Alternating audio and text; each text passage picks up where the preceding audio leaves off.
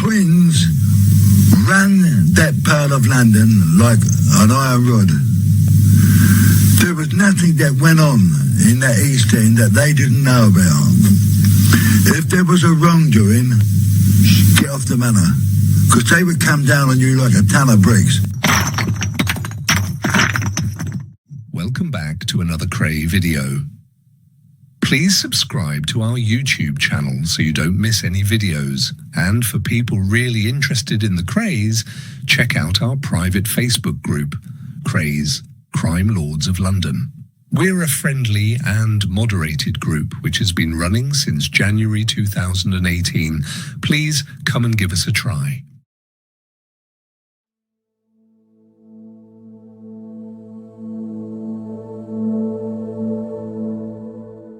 Hello, and welcome back.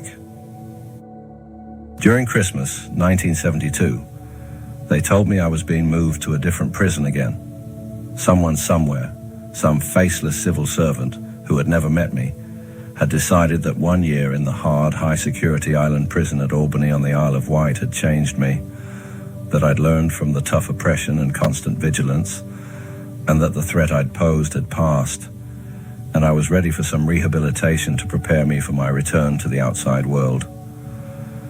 The establishment they chose for this worthy exercise was Maidstone Jail in Kent. I welcomed the move. It was a more relaxed prison and would cut out traveling problems for my visitors. Chatting in unnatural surroundings, conscious all the time of prying eyes and cocked ears, is bad enough. But it is even worse when your loved ones and friends are whacked out by a 5-hour trek over land and sea. Maidstone, in contrast to Albany, was a comfortable hour's drive from London. Quickly my world became brighter. I was given a job in the kitchen in charge of the hot plate, took French lessons, organised volleyball competitions, kept in shape in the gym, and generally made the most of prison life.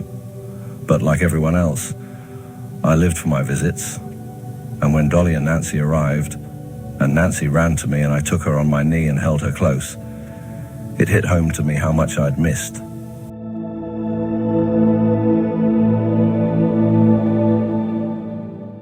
Spring came to Maidstone, and I started counting the months to my release. I had kept my nose clean from the moment my sentence began, and I worked out that, with full remission, I would be a free man in January 1975. The thought was warm and comforting, but it led me on to think about Dolly and the children, and what our life would be like. I was far from happy. I had to face facts. Dolly and I had gone from bad to worse, and it was unlikely to be any better on my release. I was going to need a lot of help to adjust, and Dolly, neurotic and unstable, was not the supportive kind. I had to be careful not to stick my head in the sand and pretend our problems didn't exist. Having been unjustly robbed of precious years, I wanted to come out and make the most of life with someone who cared about me. I had 2 years to think it through and to work out what I really wanted to do with the rest of my life. I was determined there would be no more mistakes. It was not long before Diana came into my mind again. She had rarely been out of my thoughts, but her lack of contact had made me think that, sadly, the relationship was dead. What was she doing? Where was she working? Had she left her husband? Was she happy? The questions filled my head night after night, and I decided it might be a good idea, with my release date looming nearer, to ask a departing inmate to try to track her down. Yes, I know it was a wild, crazy idea, but after 5 years in prison, crazy plans seemed perfectly logical and sensible. I began keeping my ear to the ground for Leicester-bound inmates. On May 2nd, 1973, George Ince appeared at Chelmsford Crown Court, accused of murdering Muriel Patience at the Barn Restaurant in Braintree, Essex, the previous November. 7 days later, the jury returned, saying they could not agree, and a retrial was ordered. It began on the 14th of May, still at Chelmsford, but with a different judge. Mr. Justice Everly. As the second trial got underway, the newspapers started running stories of a mystery witness. I knew immediately who it was. But when Dolly visited me, I didn't say a word, nor did she. Then the papers started referring to a Doris Kray, the name to which Dolly had changed by deed poll 3 years before, and I knew for certain I was right. The mystery woman, it seemed, was going into the witness box to say that George Ince could not have been at the Barn restaurant in the early hours of November 5th, because all that night he had been in bed with her. Reading that, I went cold. My stomach knotted in fury, and I paced up and down my cell, my mind running hot with vivid masochistic imaginings of the man walking into my home, talking and playing with my children, before climbing into bed with the woman who was still my wife. Suddenly, my brighter, more hopeful world was shrouded in a gigantic black cloud of despair. I fought to control my self-torture, but agonizing thoughts kept invading my mind. How often had Ince been to the house? Had little Nancy been encouraged to call him Daddy? Did he walk about the house half naked like I'd done? Did she see or hear her mother moaning in ecstasy as Ince made love to her in my bed? It was a terrible, terrible experience, and I was impotent in my frustration, unable to vent rage on anything except my cell wall. And then I was told Dolly was coming to see me.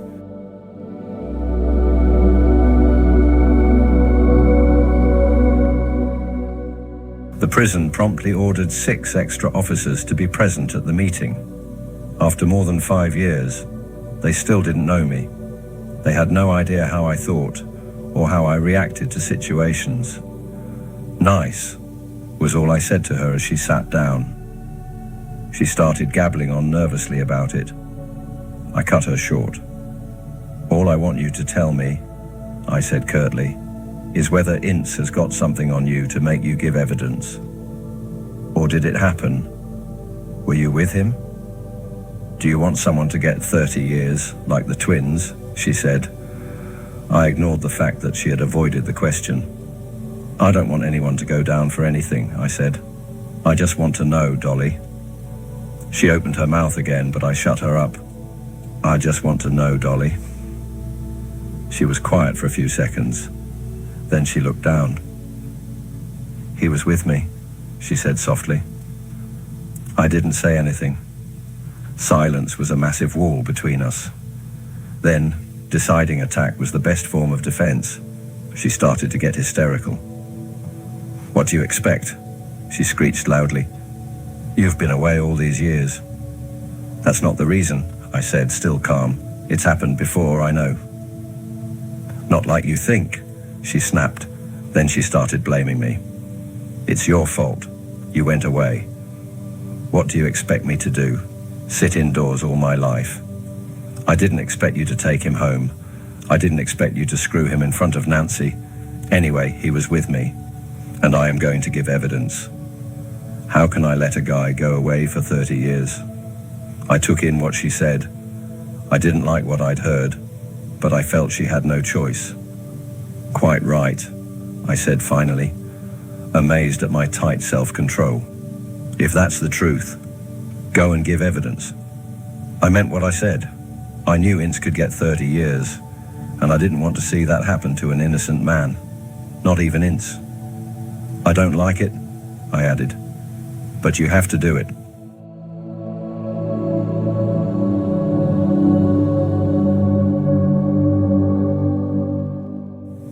With it all out in the open, Dolly started running off at the mouth. I couldn't help it. All the problems I've had, it's been one thing after another. I had to do something. You don't know what it's like. Don't make excuses, I broke in. You've done it. You've probably been doing it for years. The thing I can't stand is that you've let him in our house with Nancy there, with me here and him there. She didn't say anything. There wasn't much she could say. We talked about it a bit more. Then I said I wanted to be alone, to think about what I was going to do about her now. It didn't take me long. Dolly hadn't reached her poplar love nest before I decided that I didn't want to know anymore. Our marriage had run into stormy waters long before, and it was now lying smashed to pieces on the rocks. Divorce was going to be painful for Gary and Nancy, but that was the price that would have to be paid. Dolly did give evidence, and George Ince walked out of Chelmsford Crown Court, a free man. I hated the idea of seeing Dolly again, but I had to because of the children. We needed to talk about what was going to happen to them after the divorce. On her next visit, I told her we were finished, but she refused to accept it. "Why?" she asked. "Everything is going to be all right now. It's over between George and me. We'll go away when you come home. It'll be nice." "What?" I said incredulously. "We're not going away anywhere. I don't want to know you. It's over. End of story." But still, she couldn't believe I meant it.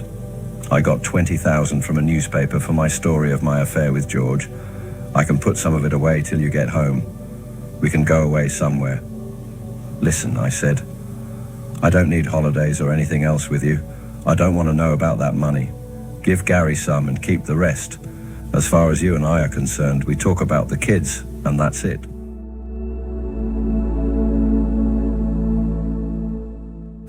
Over the next few months, she kept trying to make me change my mind. Once she brought a friend with her who said I really should forgive Dolly and make an effort to patch things up. "I don't really want to discuss it anymore," I said. "The thing with George is over," she told me. "Dolly isn't seeing him anymore." By then, Ince had been arrested on a charge involving a gold bullion robbery and was in Brixton awaiting trial.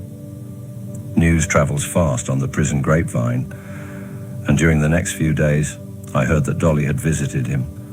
So much for it being finished, I thought. Dolly's friend came again. "I know what you're going to say," she began. "Well, did she see him?"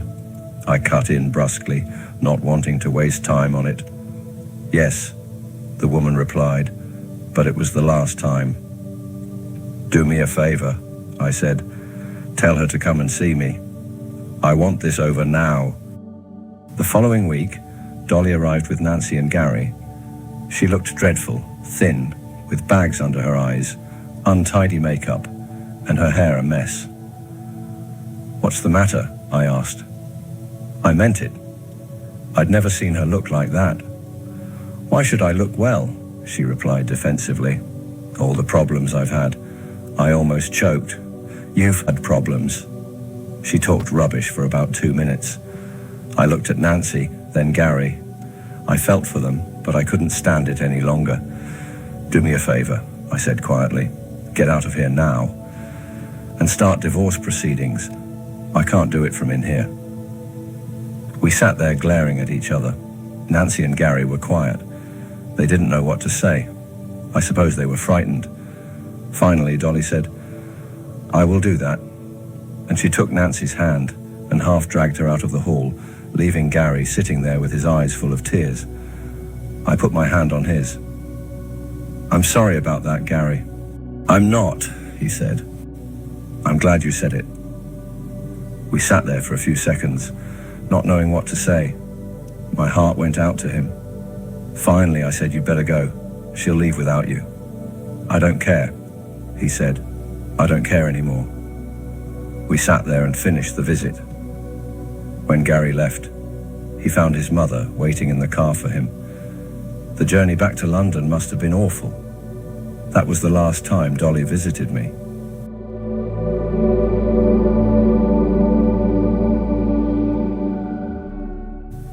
My darling, adorable Nancy, just 8 years old, and so lovely and innocent. How I idolized her. The thought of her being hurt cut through me as I sat in my cell that evening, but I knew there was nothing I could do, especially from prison. It really was all over with Dolly, and the sooner the break was made, the better. Nancy would come to terms with it, I consoled myself. Kids always do. But later that night, the pain was deep as my mind ran back over all the precious years I'd missed of Nancy's growing up. She had been 3 when I was arrested. 1 minute I'd been free to come and go as I pleased, to take my child wherever I wanted. and care for her like any normal working father. The next, I was caged like an animal, stripped of all parental rights except an unnatural, stilted chat in a somber prison visiting room a couple of times a month. 5 years I'd missed, years that should have been carefree and fun-filled, lovingly memorable. And I was to miss more. Even if all went well and I was released in January 1975, Nancy would be coming up to 10. Another 2 years, and she would be in puberty, then a teenager. Before I knew it, she would be asking me to give her away in church. Sitting in my cell, alone yet again with my thoughts, I concentrated on memories of Nancy until I could summon up a mental picture of our holiday together in Sitges. How pretty Nancy had looked that April, her blonde hair bleached even lighter by the Spanish sun, and her little body bronzed deep brown. She was a water baby, always in the hotel pool. Only 2 years old, but totally fearless, running and jumping into the safety of my arms then, as her confidence grew, jumping into the deep end on her own. When I reprimanded her with fatherly concern, she would climb out, then leap straight back in, going under and coming up again, clinging to me and giggling with childish joy as she rubbed the water from her eyes. Yet, as always when I thought of Nancy, the doubts surfaced in my mind, despite my attempts to push them away. That night, after I'd seen Nancy dragged from the hall without a chance of a loving goodbye kiss, the doubts stared me in the face again, and this time I had to accept they were real. Deep down, I knew Nancy was not my child. It wasn't easy to accept, of course, and for a long time I'd refused to believe it. That laughing, giggling, squealing, shrieking little ball of wide-eyed innocence, that cartwheeling bundle of energy, that adorable impish little girl, not mine. As a loving father, it was something I had never ever questioned or considered. Cradling Nancy as a newborn baby, watching with pride as she tottered on her first unsteady steps, holding her hand as she toddled along East End streets, talking to her softly as she lay in bed exhausted after a play-filled day. The very idea that the little girl I worshipped might be someone else's flesh and blood was absurd. No. Impossible. And then I had heard it from the mother of the child herself, and for 6 years the horrible, haunting question had hung over me like a thundercloud.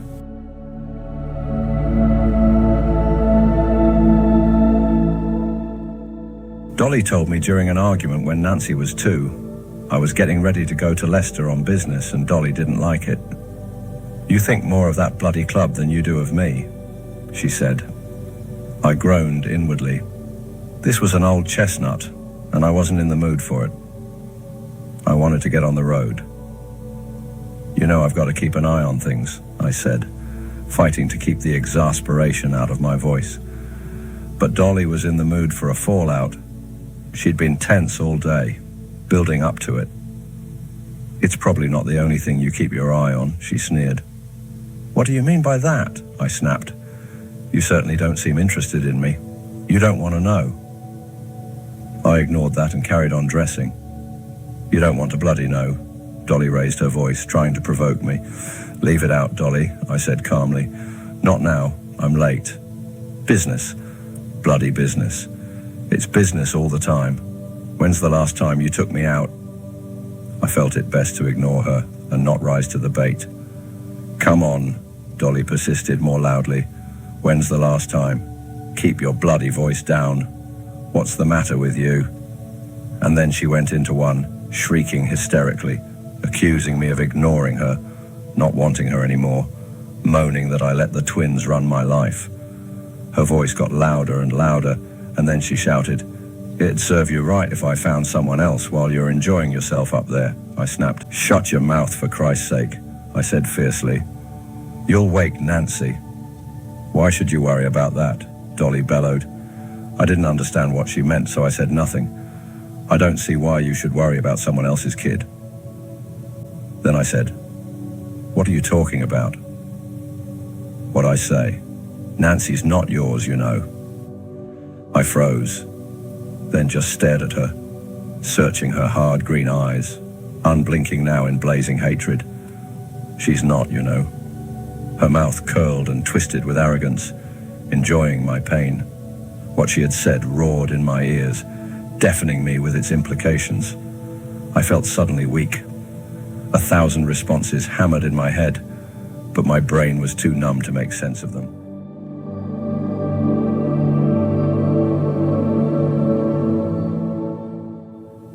Then one single thought forced its way to the front of my mind, pounding and pounding away. Don't let it be true. Don't let it be true. Please, please. Don't let it be true. But Dolly, cocky in her desire to hurt, just stared at me in silence, enjoying my anguish. Days later, she took it back, said it was a lie dreamt up in the heat of the moment. But it was too late. She had sown that seed of doubt, and it was to grow and grow until it was always there in the back of my mind. And now in my cell, swimming around in a sea of warm memories of little Nancy, Dolly's damning declaration began to dominate my thoughts. I remembered all the odd coincidences, the strange happenings that somehow didn't add up. And I remembered, too, the innocent slips of Nancy's tongue telling me George had been round. All those wasted, precious years when my little girl had needed the influence of a caring father. Well, I had to stop tormenting myself. For my own sanity, I had to accept, once and for all, that Nancy had indeed had that father's influence all the time I'd been away. His name was George Ince. Mum and the old man were not surprised, of course, by my decision to divorce Dolly. When the papers revealed the affair with Ince, Mum admitted she'd known about it for some time, but hadn't said anything, because she felt it was not her business. I didn't like it, she said, but I felt you had enough problems. I knew you'd have to decide for yourself one day.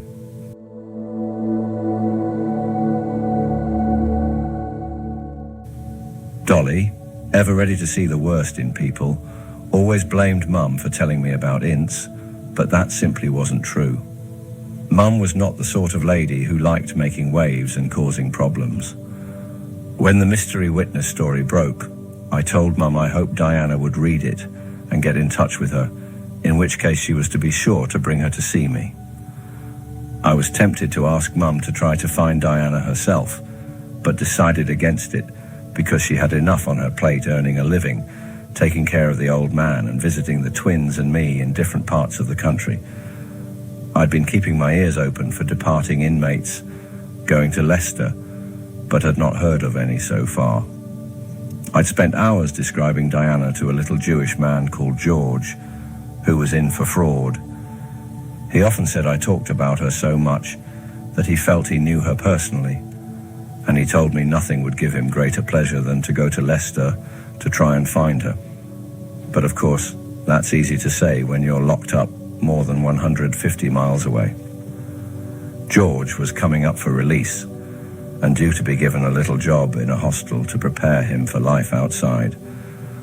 One day he came looking for me, beaming all over his face.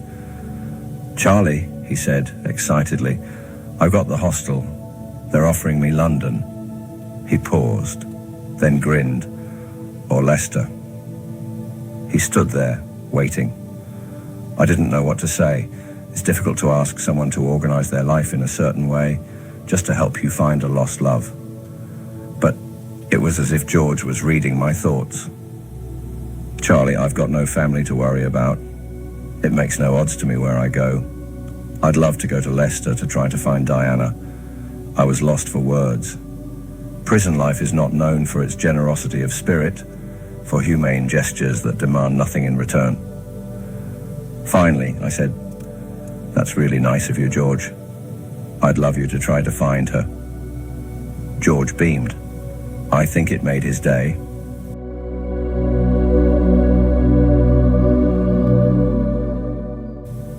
Sadly, George had no luck. The club in Leicester had closed, and he could not find anyone who had worked there. He did the rounds, asking in pubs and so on, but drew a blank. I was disappointed naturally, but told myself it was probably for the best. If Diana had got her marriage sorted out, She certainly wouldn't need an ex-jailbird knocking on her door and asking her to renew a romantic relationship with someone she had probably forgotten long ago. And yet, as the months towards my release wore on, I could not get Diana out of my mind. She had been so beautiful, so kind, so loyal, so much the woman of my dreams. I knew I was still in love with her and had never stopped loving her. And I knew, despite everything, that I would not be able to stop myself trying to find her to tell her so. Thank you for listening. I hope you are enjoying hearing my story, and I'll see you in the next one.